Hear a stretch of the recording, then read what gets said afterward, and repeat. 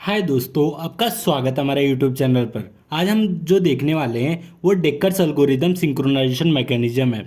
इसके पहले हमने जो सिंक्रोनाइजेशन मैकेनिज्म था, जो पहले का था लॉक वेरिएबल, स्टिक अल्टरनेशन और पीटरसन्स एल्गोरिदम, ये तीन हमने सिंक्रोनाइजेशन मैकेनिज्म देख चुके हैं। आज जो हम लोग देखने वाले हैं वो चौथा सिंक्रोनाइजेशन मैकेनिज्म है, ठीक है। और ये सिंक्रोनाइजेशन मैकेनिज्म जो बता रहा हूँ डेक्कर एल्गोरिदम से जो हमारा पीटरसन्स एल्गोरिदम है वो निकला हुआ है। मतलब डेक्कर से ही पीटरसन्स आया है, ठीक है। पहले डेक्कर आया, फिर उसके बाद पीटरसन्स आया, ठीक है।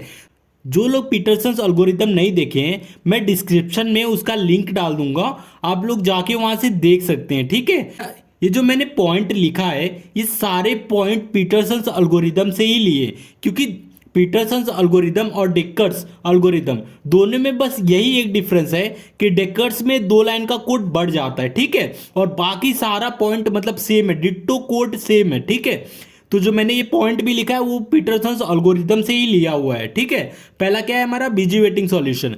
बिजी वेटिंग सॉल्यूशन का मतलब होता है कि जब कोई प्रोसेस किसी कंडीशन को बार बार चेक करता है तो उसे हम लोग बिजी वेटिंग सॉल्यूशन कहते हैं, ठीक है।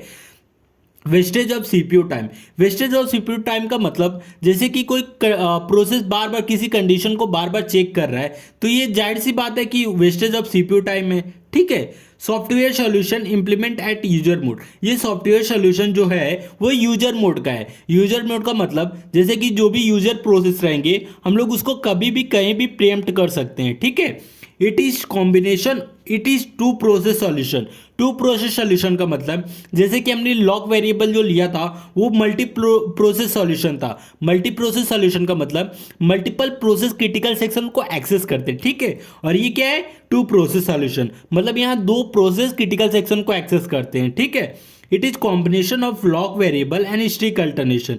यह लॉक वेरिएबल जो सिंक्रोनाइजेशन मैकेनिज्म था और स्टिक अल्टरनेशन सिंक्रोनाइजेशन मैकेनिज्म था, ये दोनों का कॉम्बिनेशन है डेक्कर्स एल्गोरिदम। और सेम डेक्कर्स एल्गोरिदम की तरह पीटरसन्स एल्गोरिदम भी, क्योंकि सारा पॉइंट मैंने पीटरसन्स एल्गोरिदम से ही लिया है, तो जाहिर सी बात है दोनों में एकदम कुछ सिमिलर, मतलब डिफरेंस ज़्यादा है ही नहीं, बस 2 लाइन का कोड एक्स्ट्रा पड़ा है बस, और पूरा कोड लॉजिक पूरा डिट्टो सेम है पीटरसन्स एल्गोरिदम की तरह, ठीक है। तो आज की वीडियो में यही सब देखने वाले हैं। तो चलिए इसका सबसे पहले इम्प्लीमेंटेशन देख लेते हैं। इम्प्लीमेंटेशन देखने के बाद फिर हम लोग इस पर डिस्कस करेंगे, ठीक है। तो सबसे पहले मैं कोड लिख देता हूं, ठीक है। अब हम डेक्कर्स एल्गोरिदम का इम्प्लीमेंटेशन देखेंगे, ठीक है। Implementation of Dekker's algorithm. तो सबसे पहले हम लोग डिफाइन करेंगे एन नाम का एक वेरिएबल जिसकी 2 वैल्यू रहेगी, ठीक है। फिर उसके बाद डिफाइन करेंगे एक ट्रू नाम का वेरिएबल जिसका वैल्यू 1 रहेगा, और एक डिफाइन करेंगे फॉल्स नाम का वेरिएबल जिसका वैल्यू 0 रहेगा, ठीक है। अब हमने क्या करेंगे, ये सेम जो हम लोग पीटरसन्स एल्गोरिदम लिए हैं सेम उसी का कोड है, बस कुछ लाइन का डिफरेंस है, मतलब कुछ कोड जो है इसमें ज़्यादा पड़ेगा और पीटरसन्स में उसको मतलब ऑप्टिमम वर्जन है डेक्कर्स एल्गोरिदम का, ठीक है। तो चलिए देख लेते हैं। Int flag N is equal to false, ठीक है। तो इनिशियली क्या है, फ्लैग क्या इंडिकेट करता है, current status of the process, ठीक है। प्रोसेस क्रिटिकल सेक्शन में इंटरेस्टेड है कि नहीं ये फ्लैग हमें बताता है, ठीक है। अगर फ्लैग की वैल्यू ट्रू है, मतलब फ्लैग की दोनों वैल्यू ट्रू है, तो मतलब दोनों प्रोसेस इंटरेस्टेड है। एन का मतलब 2 प्रोसेस है इसके अंदर, ठीक है। हमने ऊपर ही डिफाइन किया एन की 2 वैल्यू है, ठीक है। अगर प्रोसेस 1 इंटरेस्टेड है तो उसकी वैल्यू क्या होगा, flag of 1 equal to true. अगर दोनों प्रोसेस इंटरेस्टेड है तो क्या होगा, फ्लैग ऑफ 1 फ्लैग ऑफ 2 दोनों इंटरेस्टेड है तो ट्रू रहेगा, ठीक है। उसके बाद is int turn equal to 0, हमने एक ग्लोबल वेरिएबल डिक्लेयर किया है। ये ग्लोबल वेरिएबल क्या करेगा, अगर समझ लीजिए एक टाइम पे दोनों प्रोसेस ट्रू है, ठीक है, तो ये सेम स्टिक अल्टरनेशन की तरह हम लोग टर्न नाम का एक वेरिएबल जो लिए थे वैसे ही ये भी काम करेगा, ठीक है। तो टर्न से हमें क्या पता चलेगा, टर्न से हमें मतलब अगर टर्न की वैल्यू 0 है तो मतलब 0 प्रोसेस जाएगा, और टर्न की वैल्यू 1 है तो 1 प्रोसेस जाएगा, ठीक है। तो ये अल्टरनेट की तरह काम करता है, इन टर्न इक्वल टू 0, ठीक है। इसलिए इसको भी वैल्यू हम लोग फॉल्स ही रखे हैं, ठीक है। फिर उसके बाद हम लोग क्या करेंगे, उसके बाद हमने एक प्रोसेस लिया है इंट आई नाम का, ठीक है। तो फिर उसके बाद int j equal to not of i. अगर इंट आई की वैल्यू 1 है तो नॉट ऑफ जे की वैल्यू क्या होगी, नॉट ऑफ आई, मतलब जे की वैल्यू 0 हो जाएगी। अगर आई की वैल्यू 0 है तो जे की वैल्यू क्या हो जाएगी, 1 हो जाएगी, ठीक है।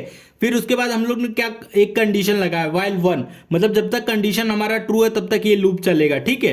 तो इसके अंदर सबसे पहला क्या है हमारा, सबसे पहला हमारा नॉन क्रिटिकल सेक्शन। ठीक है, नॉन क्रिटिकल सेक्शन क्या होता है, कोड का वो पार्ट जहां लोकल वेरिएबल एक्सेस होते हैं उसे नॉन क्रिटिकल सेक्शन कहते हैं। ठीक है, फिर उसके बाद क्या किए, flag of I equal to true. Flag of i का मतलब क्या है, अगर प्रोसेस मतलब समझ लीजिए फ्लैग ऑफ 1 या फ्लैग ऑफ 0 ट्रू है। ठीक है, अगर एक प्रोसेस है तो जाहिर सी बात है फ्लैग ऑफ 0 ट्रू है। ठीक है, तो flag of while flag of j, flag of ये आई की वैल्यू अगर 0 है तो फ्लैग ऑफ जे की क्या रहेगी, जे की वैल्यू 1 हो जाएगी। ठीक है, तो फ्लैग ऑफ आई ट्रू है। ठीक है, फ्लैग ऑफ जे अभी आया नहीं, समझ लीजिए वो फॉल्स है। अगर ये कंडीशन फॉल्स हो गया तो जाहिर सी बात है ये कंडीशन चलेगा नहीं, क्योंकि ये फॉल्स हो गया तो डायरेक्ट हमारा critical section flag of I critical section में एक्सेस करेगा। अभी जब हम लोग इसको इंप्लीमेंट करेंगे तो आपको बहुत अच्छे से समझ में आएगा। फिलहाल अभी समझ लीजिए, जो हमने ये लिया है ये समझ लीजिए ये पूरा पार्ट हमारा एंट्री सेक्शन है। ठीक है, ये क्या पार्ट है, एंट्री सेक्शन है। ठीक है, ये हमारा पूरा पार्ट एंट्री सेक्शन है। अगर कोई प्रोसेस आता है तो सबसे पहले क्या रहेगा, उसकी जो फ्लैग वैल्यू है वो ट्रू रहेगी। ठीक है, अगर ट्रू है, अगर सेकंड प्रोसेस नहीं आया तो ये कंडीशन यही फॉल्स हो जाएगा। अगर फॉल्स हो जाएगा तो जाहिर सी बात है हमारा एक प्रोसेस है तो डायरेक्ट क्रिटिकल सेक्शन में आ जाएगा। ठीक है, फिर क्रिटिकल सेक्शन में आने के बाद फ्लैग ऑफ आई की वैल्यू फॉल्स कर देगा, मतलब अब ये इंटरेस्टेड नहीं है क्रिटिकल सेक्शन के लिए। फिर उसके बाद टर्न ऑफ जे कर देगा। ठीक है, तो ये कोड को अभी हम लोग इंप्लीमेंट करेंगे तो और अच्छे समझ में आएगा। फ्लैग ऑफ आई ट्रू है। ठीक है, फ्लैग ऑफ जे भी ट्रू है, मतलब दोनों प्रोसेस इंटरेस्टेड है। तो क्या होगा, इफ ये कंडीशन चलेगा। ठीक है, ये कंडीशन कुछ नहीं है, बस मतलब वाइल लूप की तरफ बार बार कंटिन्यूअस प्रोसेस को कंटिन्यूअस चेक करने के लिए लगाए हैं। जैसे हम लोग कंटिन्यूअस बीजी वेटिंग करते थे ना, सेम बीजी वेटिंग के लिए ये कंडीशन लगा हुआ है। तो अभी हम लोग इसको इंप्लीमेंट करते हैं, जैसे कि आपको अभी इंप्लीमेंट करेंगे तो और अच्छे से आपको समझ में आएगा। जैसे कि आपको पता है जो भी सिंक्रोनाइजेशन मैकेनिज्म मतलब बनता है वो क्रिटिकल सेक्शन प्रॉब्लम के रिक्वायरमेंट को फुलफिल करेगा तो वो सिंक्रोनाइजेशन मैकेनिज्म राइट माना जाता है। तो क्रिटिकल सेक्शन प्रॉब्लम जो है उसका रिक्वायरमेंट क्या है, पहला था हमारा म्यूचुअल एक्सक्लूशन। ठीक है, दूसरा क्या था हमारा, दूसरा था प्रोग्रेस था। ठीक है, और तीसरा क्या था हमारा, बाउंडेड वेटिंग, बाउंडेड वेटिंग। ठीक है, ये तीन हमारे पास जो रिक्वायरमेंट थे, ये तीन रिक्वायरमेंट को जो सिंक्रोनाइजेशन मैकेनिज्म फुलफिल करता है वो राइट माना जाता है। जैसे कि ये जो हम लोग डेक्कर्स एल्गोरिदम पढ़ रहे हैं, ये डेक्कर्स एल्गोरिदम से ही निकला हुआ है पीटरसन एल्गोरिदम। ठीक है, मतलब पहले डेक्कर्स एल्गोरिदम है, पीटरसन एल्गोरिदम है। जैसे कि पीटरसन एल्गोरिदम में आपको पता है कि म्यूचुअल एक्सक्लूशन और प्रोग्रेस बाउंडेड वेटिंग तीनों गारंटी था। तो जाहिर सी बात है डेक्कर्स एल्गोरिदम भी मतलब पूरा गारंटी रहेगा। ठीक है, इसमें भी mutual exclusion progress bounded waiting तीनों गारंटी होता है डेक्कर्स एल्गोरिदम में भी। ठीक है, और पीटरसन एल्गोरिदम में मैंने प्रूव भी किया ये तीनों चीज, वो mutual exclusion progress bounded waiting. अगर आप नहीं देखे तो प्लीज एक बार जाके मतलब डिस्क्रिप्शन में मैंने लिंक डाला है, वहां जाके आप प्लेलिस्ट में देख सकते हैं। ठीक है, एक बार पीटरसन एल्गोरिदम देख लिए तो इसमें आपको समझने में कोई दिक्कत नहीं होगी। ठीक है, तो इसको मैं एक बार इंप्लीमेंट करता हूं तो काफी अच्छे समझ में आएगा। ठीक है, तो सबसे पहले मैं क्या लूंगा, म्यूचुअल एक्सक्लूशन लूंगा। ठीक है,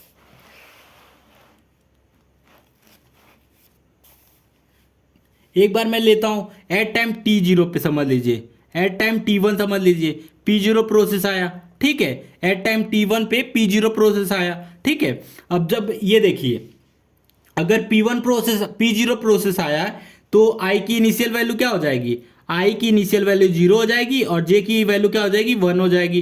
क्योंकि i 0 है तो j क्या है, नॉट ऑफ i है। ठीक है, i की 0 वैल्यू j की 1 हो जाएगी। ठीक है, फिर हम लोग क्या करेंगे, सबसे पहले हम लोग एक नॉन क्रिटिकल सेक्शन को एक्सेस करेंगे। ठीक है, तो हमारा ए इंप्लीमेंट होगा। ठीक है, ए इंप्लीमेंट में एक इंप्लीमेंट कर दिया। ठीक है, उसके बाद flag of I equal to true कर दिया है, तो हम लोग एक फ्लैग ऑफ आई बना लेते हैं, फ्लैग ऑफ आई। ठीक है, फ्लैग ऑफ आई क्या है, फ्लैग ऑफ 0 है। ठीक है, मतलब flag of 0 equal to true, ये ट्रू है। ठीक है, मतलब हमारा T1 प्रोसेस T1 टाइम पे P0 प्रोसेस आया है, वो क्या है, फ्लैग ऑफ 0, मतलब ये इंटरेस्टेड है क्रिटिकल सेक्शन में। तो ठीक है, बी हम लोग एग्जीक्यूट किए, बी क्या था, फ्लैग ऑफ 0 की वैल्यू ट्रू हो गई है। ठीक है, उसके बाद हम लोग क्या करेंगे, सी को मतलब सी को लाएंगे। ठीक है, तो सी को लाते हैं तो जब सी को एग्जीक्यूट करेंगे while flag of J equal to true, समझ लीजिए अभी जे प्रोसेस आया ही नहीं है, तो मतलब flag of one equal to false है, तो फ्लैग ऑफ वन फॉल्स है, तो ये कंडीशन क्या हो गया, ये फॉल्स हो गया, मतलब ट्रू नहीं है फॉल्स है, तो फॉल्स होते ही ये क्रिटिकल सेक्शन में आ जाएगा। ठीक है, ये फॉल्स होते ही ये क्रिटिकल सेक्शन में आ जाएगा, अगर इंटरसेक्शन फॉल्स हो जाती है तो क्रिटिकल सेक्शन में आ जाता है। ठीक है, तो हम लोग क्या करेंगे, फिर उसके बाद डी को सी एग्जीक्यूट हो जाने के बाद डी को एग्जीक्यूट कर देंगे। ठीक है, समझ लीजिए जब ये क्रिटिकल सेक्शन को एक्सेस कर रहा है तो उसी टाइम पे हम लोग इसको क्या कर देंगे, प्रीएम्प्ट कर देंगे, क्योंकि हमें म्यूचुअल एक्सक्लूशन देखना है। तो म्यूचुअल एक्सक्लूशन क्या बोलता है कि क्रिटिकल सेक्शन में एक टाइम पे एक ही प्रोसेस क्रिटिकल सेक्शन में होना चाहिए। ठीक है, तो यही हम लोग इसको प्रूव कर रहे हैं, तो एक बार देख लेते हैं। तो पहला दूसरा क्या है हमारा, P1 प्रोसेस है, एट टाइम T2 पे आया। ठीक है, तो इसका सबसे पहले हम लोग देखेंगे I1, इसका वैल्यू क्या हो जाएगा, I ऑफ 1 और J ऑफ 0। ठीक है, अगर I की वैल्यू 1 है तो J की वैल्यू ऑटोमेटिक 0 हो जाएगी, अपोजिट। ठीक है, फिर उसके बाद हम लोग क्या करेंगे, पहला हम लोग इसको नॉन क्रिटिकल सेक्शन को मतलब कंप्लीट करेंगे। तो ठीक है, ए एग्जीक्यूट किए, ए एग्जीक्यूट करने के बाद flag of I equal to true, flag of i का मतलब क्या हो गया, flag of 1 equal to true, मतलब हमारा दूसरा प्रोसेस भी इंटरेस्टेड है, फ्लैग ऑफ 1 भी इंटरेस्टेड है।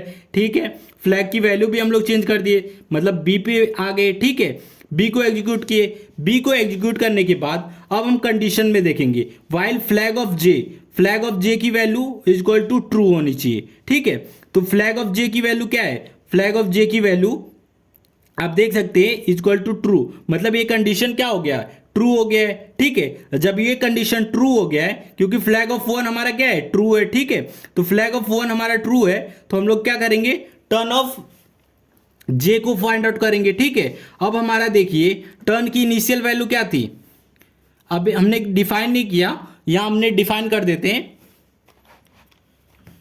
यहां हम डिफाइन कर देते हैं, टर्न की जो इनिशियल वैल्यू थी वो 0 थी, तो हमने P0 प्रोसेस को एंट्री दे दी थी। ठीक है, अब समझ लीजिए अब फ्लैग ऑफ आई आया है। ठीक है, फ्लैग ऑफ 1 आया है, तो ये क्या बोल रहा है, इफ टर्न इक्वल टू जे।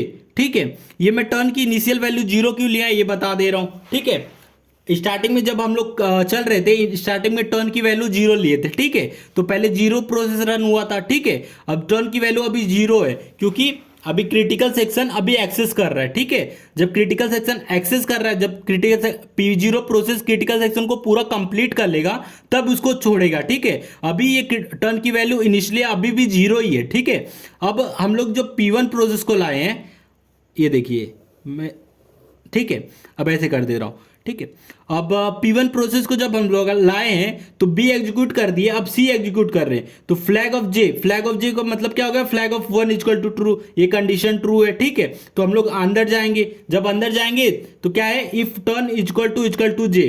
ठीक है, ये कंडीशन क्या है, if turn equal to J। अब क्या है, टर्न की वैल्यू 0 है और J की वैल्यू क्या है, 0 है। ठीक है, 0 इक्वल टू 0 बराबर हो गया। ठीक है, इक्वल है 0 इक्वल टू 0। अब देख लीजिए जे की वैल्यू 0 है, टर्न की वैल्यू 0 है, 0 इक्वल टू 0, ये भी कंडीशन ट्रू हो गया। ठीक है, तो हम लोग अंदर जाएंगे, अंदर क्या बोल रहा है, flag of I equal to false. ठीक है, फ्लैग ऑफ आई को फॉल्स कर देता है। ठीक है, फ्लैग ऑफ आई का मतलब क्या है, फ्लैग ऑफ 0 ट्रू था, इसको फॉल्स कर दिया। ठीक है, फ्लैग ऑफ 0 को फॉल्स कर दिया, फिर क्या बोल रहा है, while turn equal to J, turn equal to J, turn की वैल्यू 0 है, जे की वैल्यू 0 है। ठीक है, 0 इक्वल टू 0, एक कंडीशन फिर ट्रू हो गया, जब ट्रू हो गया तो फिर क्या बोल रहा है, flag of I equal to true. ठीक है, फ्लैग ऑफ आई का मतलब क्या हो गया, flag of 0 equal to true, मतलब फॉल्स है फिर से ट्रू कर दे रहा है। ठीक है, अब क्या ये कंडीशन पूरा ट्रू हो गया तो फिर से वापस से चेक करेगा, फिर वापस से वही, मतलब जो कंडीशन चला वापस से वही चीज चलेगा, मतलब बार बार ये कंडीशन चलते रहेगा, इसलिए इसे बिजी वेटिंग कहते हैं। तो मतलब हमारा जो दूसरा प्रोसेस है सी को एग्जीक्यूट कर रहा है but bar bar busy waiting perform कर रहा है, और एक प्रोसेस जो हमारा P0 प्रोसेस था वो मतलब क्रिटिकल सेक्शन को एक्सेस कर रहा है। ठीक है, तो मतलब क्रिटिकल सेक्शन में हमारा कौन सा है, P0 प्रोसेस है, और P1 प्रोसेस इंटर नहीं कर पाया क्रिटिकल सेक्शन में। इससे ये प्रूफ होता है कि म्यूचुअल एक्सक्लूशन गारंटी है। ठीक है, गारंटी। अब मैंने म्यूचुअल एक्सक्लूशन को मैंने प्रूव कर दिया कि यहाँ म्यूचुअल एक्सक्लूशन गारंटी है, ठीक है। वैसे ही प्रोग्रेस बाउंडेड वेटिंग जैसे हम लोग पीटरसन्स एल्गोरिदम में प्रूव किए थे, सेम उसी तरह आप प्रोग्रेस और बाउंडेड वेटिंग को भी प्रूव कर सकते हैं। अगर आप नहीं कर पा रहे तो आप कमेंट कर दीजिए, मैं उसका भी सॉल्यूशन करके आपको दे दूंगा, ठीक है। वीडियो अच्छा लगा तो प्लीज़ वीडियो को लाइक और हमारे चैनल को सब्सक्राइब करें।